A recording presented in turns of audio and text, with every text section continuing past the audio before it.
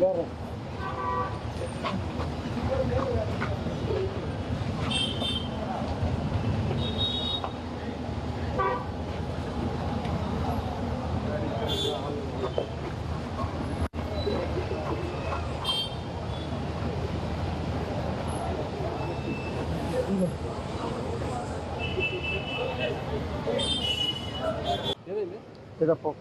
పట్టేసి గట్టి చేస్తున్నాడు పట్ట చూడండి హెల్త్ ఇష్యూ అయినట్టుంది. కాదు ఇటు పట్టేసి. అందరికి నమస్కారం. జరుగుతుందని మీరు చూస్తున్నారు. జరగడం నిజంగా చాలా బాధాకరమైన విషయం, కానీ జరుగుతుంది, వాస్తవానికి జరుగుతున్నాయి. అండ్ ముఖ్యంగా మీ అందరికీ నేను చెప్పాలి ఏంటంటే, అభిమానులు అనేది దేవుడిచ్చిన వరం అండి.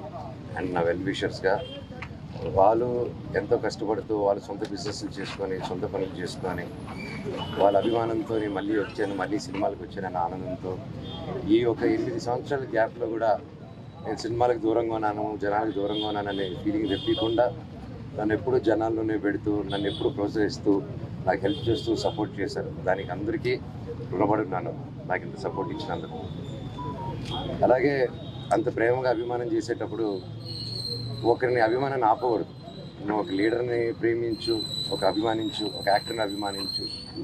నాతో తిరిగారు నా ఫ్రెండ్స్ హీరోలు కూడా ఉండే, అన్న నేను హీరో ఫ్యాన్, నేను ఆ హీరో ఫ్యాన్ అంటే నేను ఫోన్ చేసి అన్న కలిపి అంటే నేను కల్పిస్తుంటాను తీసుకెళ్ళి. అది హెల్తీగా ఉంటుంది. కానీ ఇక్కడ ఏమైంది, నాతో ఏదైనా ప్రాబ్లం ఉంటే నన్ను కూర్చొని పెట్టుకోవాలి. నేను ఎక్కడికి పారిపోవట్లేదు.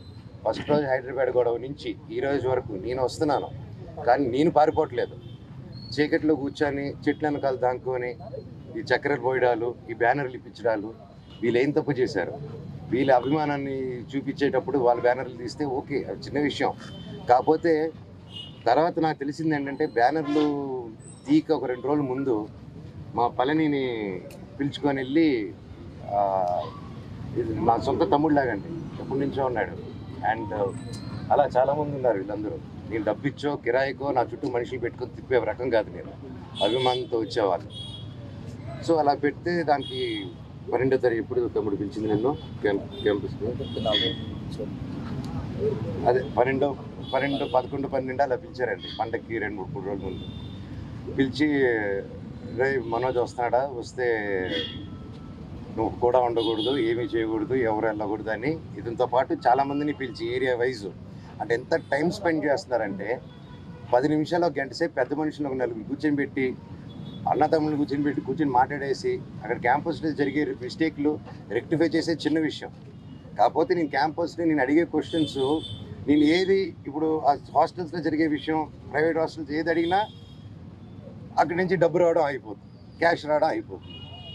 సో ఇదే నాకు బాధ. మళ్ళీ లోన్లు తీసుకొని, హాస్టల్ మీద లోన్లు తీసుకొని దాన్ని డైవర్ట్ చేయడం, సొంత కంపెనీలు పెట్టుకొని డైవర్ట్ చేయడం, దాన్ని కవర్ చేసుకునే దానికి స్టూడెంట్స్ని రుద్దడం, యూనిఫామ్ వేయడం కంపల్సరీ. మనకి 10th దాటంగానే ఇంటర్కి యూనిఫామ్ ఏంటంటే ఆ కాలేజ్ వద్దంటాం మనం.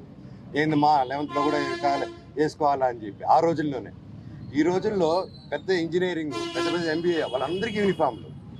వాళ్ళు అది కరెక్ట్గా 2 వాష్లకి వెలిసిపోతున్నాయి. అది ఎక్కడ నార్త్ ఇండియా నుంచి తీసుకొచ్చారు. అక్కడ లుధానియా ఏదో పేరండి, సరే. సో ఇన్ని జరుగుతుండి నేను అడిగితే కొంచెం కూడా దాని గురించి కాకుండా వీళ్ళని బెదిరియడం, వాళ్ళని బెదిరియడం. నేను ఈసారి ప్రతి ఇయర్ పండగకి వస్తాను. నేను ముఖ్యంగా సీఎం గారి ఫ్యామిలీ వాళ్ళ ఇంట్లో ఘటన జరిగింది ఈ మధ్యకాలంలో, రామూర్తి నాయుడు గారిది.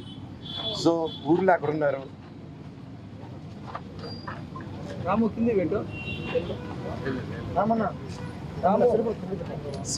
సీఎం గారి ఇంట్లో ఒకటి జరిగింది, రామూర్తి నాయుడు గారిది. అది చాలా బాధాకరమైన విషయం. అండ్ అందుకు ఈ సమయంలో వాళ్ళు ఊర్లో ఉన్నారు, నాని గారు ఇక్కడ ఉన్నారు. ఇక్కడ వచ్చి గొడవలు చేయడం కరెక్ట్ కాదు.